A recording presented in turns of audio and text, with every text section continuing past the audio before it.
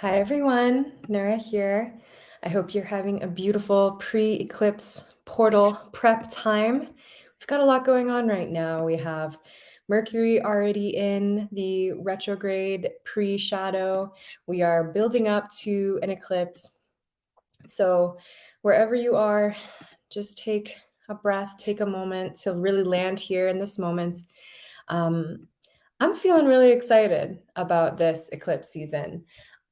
Especially with the energy of Uranus being involved, especially for this solar eclipse coming up tomorrow, April 30th.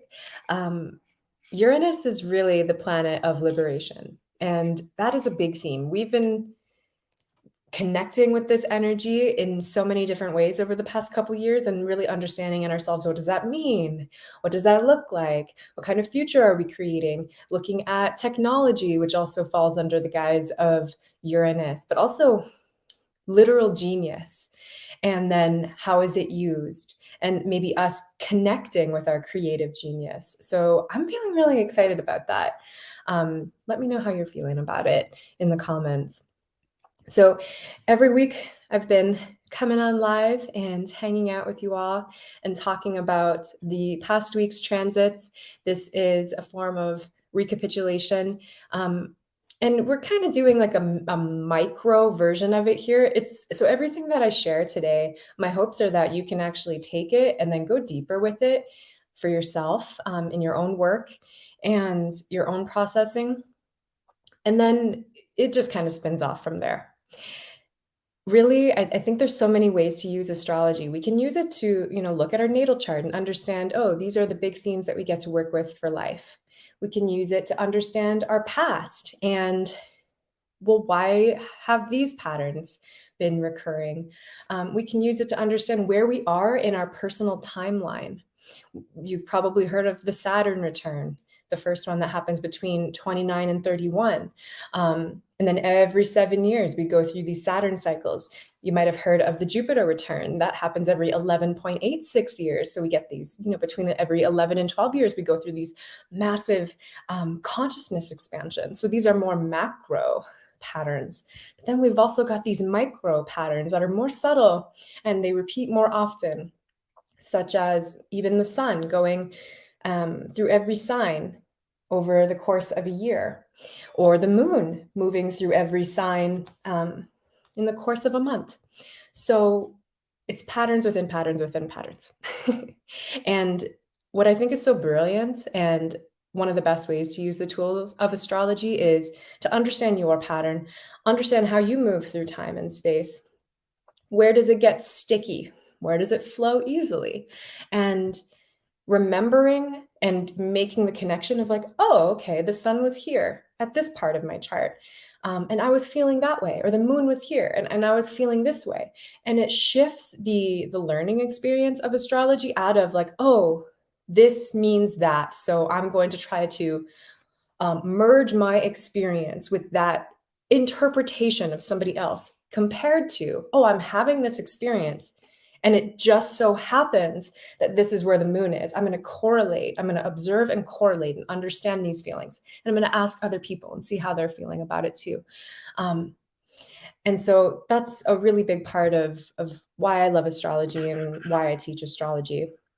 And I think that simply making the connections of how your week was is one of the best ways to learn astrology. So thanks for being here with me, listening to my spiel. And let's look at some of the transits of the past week. So if we look at what began early this week, we had Mercury enter the pre-retrograde shadow phase at 26 degrees Taurus. This was April 25th. So from then all the way through to about June 18th, actually, we are going to be working with this Mercury retrograde energy, the pre-retrograde shadow phase, which are in now. And then May 10th, Mercury will station direct. And then we'll have about 3 weeks of retrograde and then another few weeks after that of the post-retrograde shadow. So we're already in this portal of the reflection. So recapitulation is kind of the perfect thing to do during a Mercury retrograde. So it's happening between 26 degrees Taurus and 4 degrees Gemini. So where you have these degrees of these signs in your chart is what's really being activated. So Really good homework for you might be actually taking like one of those big wall calendars and then maybe synthesizing it down into 3 words per day. What were the top 3 words? If you want it to be more simple. If you want it to be more detailed, maybe getting a journal that has like, oh, you could write a whole paragraph about what was going on that day. Or maybe you need a whole page for a day. Everybody's going to do it a little bit differently and process differently. But as long as you're writing something down around what thoughts are coming up, because then you can actually go back and see, oh, when Mercury was at this degree, this is what I was feeling. Oh, that's going to happen 2 more times. Interesting. Now we get to be scientists and make notes about what's going on. So Taurus having a lot to do with our finances, our values, our priorities as well. There may be a lot of reflection on priorities. So maybe looking at yourself and the quality of your thoughts. Have you felt the thoughts sort of focusing and concentrating on one particular theme? Have certain conversations kept coming up? What do you find yourself repeatedly thinking or asking or wondering about? And these are going to be clues as to the content of perhaps how your priorities are shifting at this time. Okay. The next day, April 26th, we had a Venus gate happen. This happens every time the moon conjuncts Venus. And so this happens about once a month. And it's with the Venus's descent and ascent through the chakras. And so in short, we're working now with the heart chakra. And so I know for me, April 26th, I noticed that shift immediately, like clockwork. Like it really went, the energy focus went from almost, what we got to heal and clear from the throat chakra, because that was last month's Venus gate. I noticed, I was like, oh, it's not about what I'm saying now. I've done that work. Now it's, what am I feeling? What am I allowing myself to feel? Where am I stopping myself from feeling something? Where am I closing my heart off? And then I actually started to have memories of different abandonment or rejection situations and correlating them to, oh, what's going on now? Oh, I'm feeling sensitive about this specific dynamic. Or, oh, this person's story is really reminding me of one of my own stories. So throughout this whole month, from April 26th to May 26th, we're working with this Venus gate in the heart chakra, and it was formed at 23 degrees Pisces, which is a degree around loving non-attachment and really healing and clearing through forgiveness. So a really good hint. So of course, writing down anybody who came up for you on that day, anybody who maybe needs your forgiveness, or you feel like you need to be forgiven in relation to them. Where do you get to forgive yourself? What relationships are becoming more magnified right now? Because that's going to show you, oh, these are the people that I get to work with and do this deep forgiveness, compassion, surrender work with. And also, I'm curious too, if you feel the literal energetic drop. I felt it. I felt my whole field shifted with that new Venus gate in the heart chakra. Okay, now we're coming into what's going on today. So today we have Pluto station retrograde at 28 degrees Capricorn. And whenever Pluto stations retrograde, we are taking all of this big transformational energy that we otherwise are observing outside of us. And now we're taking it in and going inside and really noticing like, oh, it's as above, so below, as within, so without. Like what I witness transform and change outside of me is the same or mirrored in a sense of those same energies going on within me. For example, if you feel like the way one group of people treating another group of people is not fair, and you find yourself having that sort of externalized opinion or externalized judgment of like, this is not fair. Now with Pluto retrograde, with that question, that same question going inside, well, what about it isn't fair? Where in your life have you felt that same feeling in your own personal life? What can you do to shift it? What can you do to transmute that energy? What is the remedy? Like we start to get a little bit more solutions based, I think, when we have a Pluto retrograde, because we're really saying, we're not just saying, oh, there's a problem. We are really internally reflecting and saying, oh, let me soul storm on the solution. Like, how can I be the solution rather than just pointing out the problem? So I have high hopes for this Pluto retrograde phase.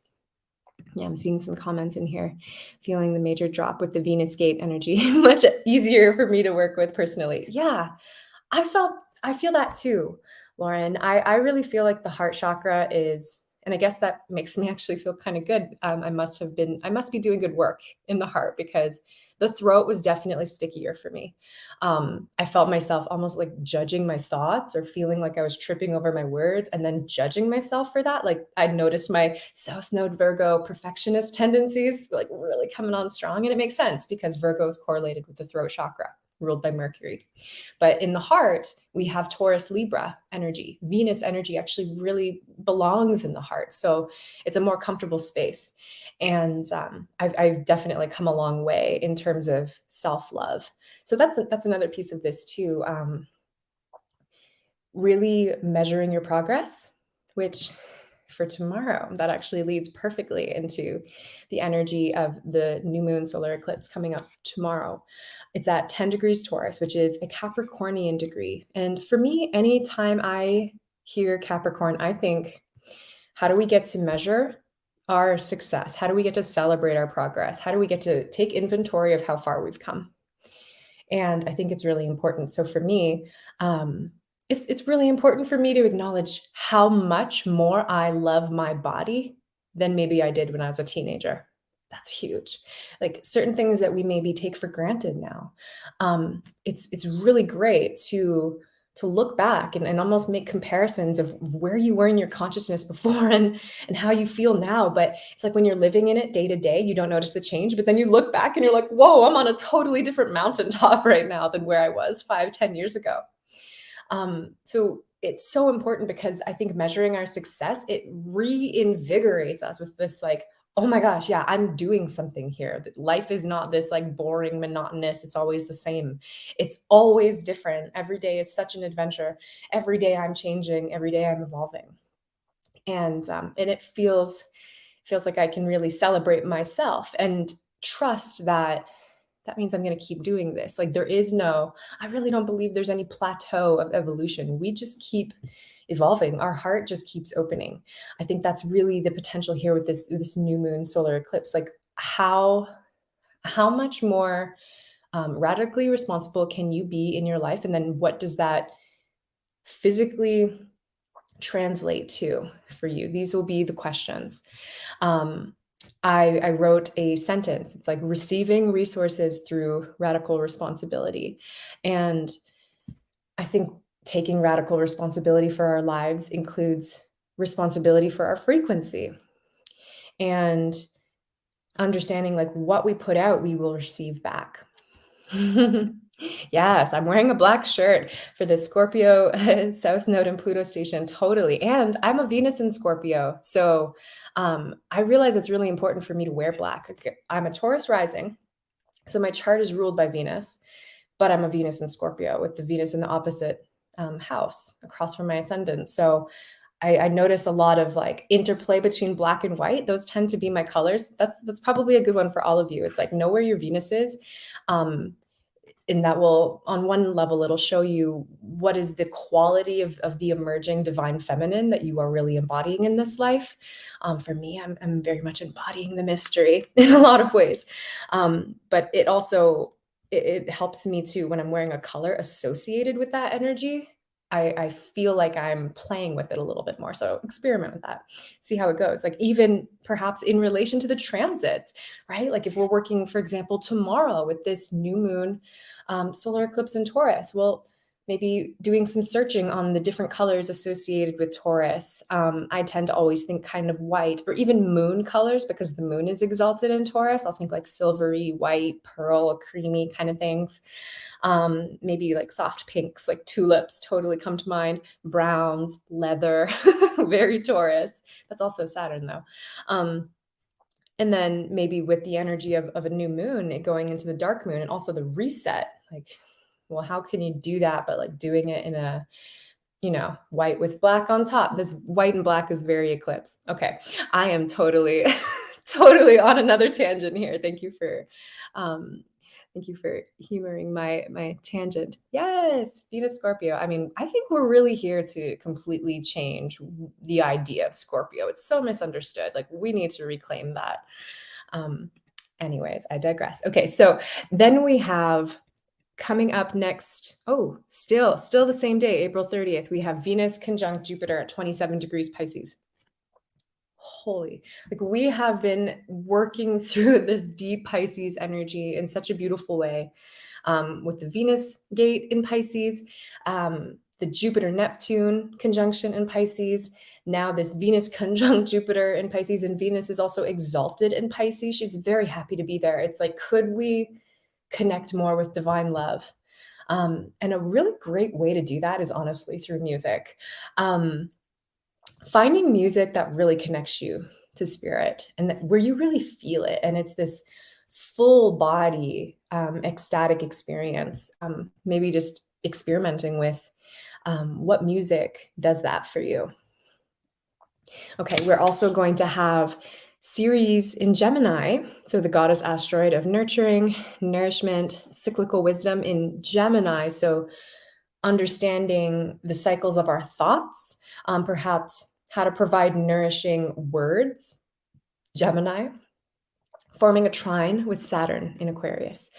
So to me, this could be a really nice time for healing the mother wound, any mother wounds that you have, through words of love, words of affirmation, going back and doing some inner child work, connecting with I'm a parent, so I do this all the time. So if you're a parent, maybe I'm sure you will have this experience of almost hearing yourself say something that your parents said to you when you were young and you had no idea what it meant when you were young, and then you say it to them and you're like, whoa, did that just come out of my mouth? I just said that.